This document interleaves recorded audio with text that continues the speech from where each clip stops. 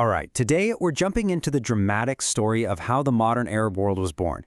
It's a tale of empires that have fallen, of lines drawn in the sand by outside powers, and really it's about a century-long search for real independence and a true shared identity.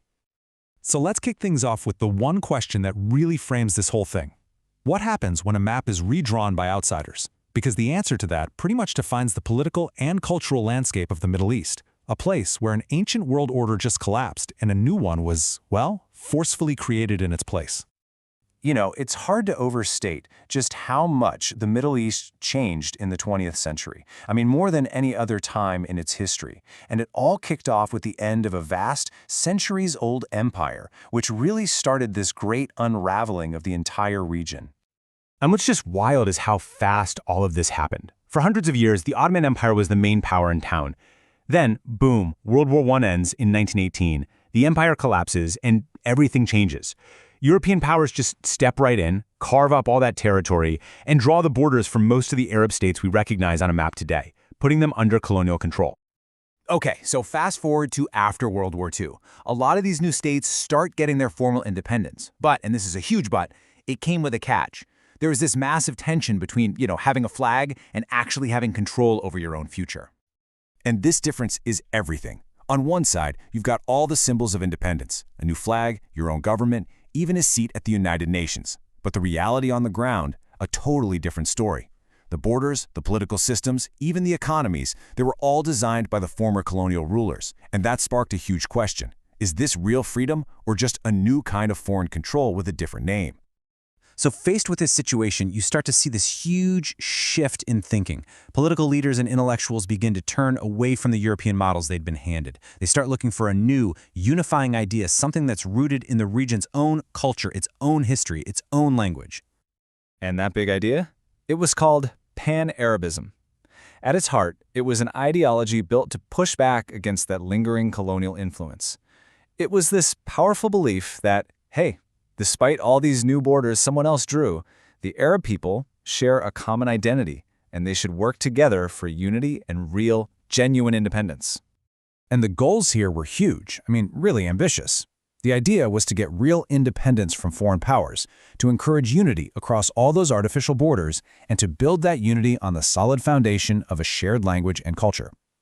And you can see a concrete result of this in the founding of the Arab League back in 1945. A key symbol of this push for cooperation. And you have to remember, this wasn't just some abstract political idea. It was deeply, deeply cultural. The Arabic language itself, even with all its different dialects, acted like a powerful glue. It connected people across the entire Arab world through religion, media, and education.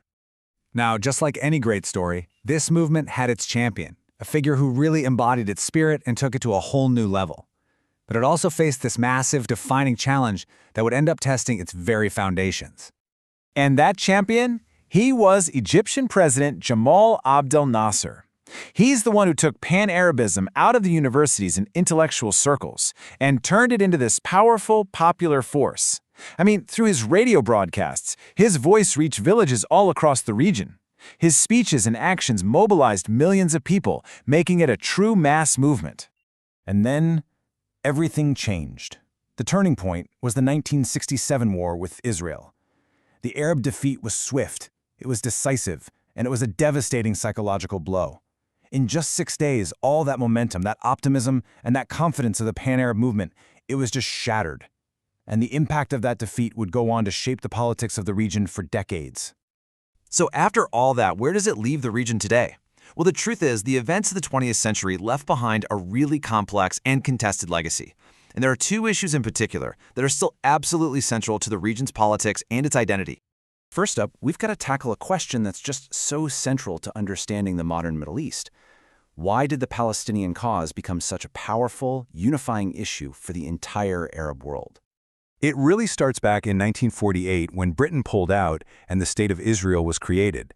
This led to the mass displacement of Palestinian people, and for many in the Arab world, this just cranked up the resentment they already felt toward Western powers, who they saw as responsible. So the Palestinian cause became more than just a local conflict. It became this incredibly powerful, galvanizing symbol for the entire Arab nationalist movement. And the second huge legacy is the whole cultural impact of colonialism itself, and man, is it complicated. It's really a two-sided point. On the one hand, colonial rule did bring in modern institutions and helped create new middle classes in some places. But on the other hand, it often suppressed local languages and culture, twisting local identities in ways that people are still debating and dealing with today. So to just quickly recap the whole journey we've been on, we saw a massive empire collapse. We saw new states get forged, artificially, by outsiders. We saw a powerful unifying idea get born out of a desire to reclaim sovereignty. And ultimately, we see an enduring, complex legacy that's still shaping the region's search for identity and independence today. And that really leaves us with one final big question to think about. As we look at the modern Arab world, we have to ask, how much of a nation's future is really written by its past? The story of this region shows us that the lines drawn on a map a century ago and the powerful ideas born from that struggle are still defining the present in some really profound ways.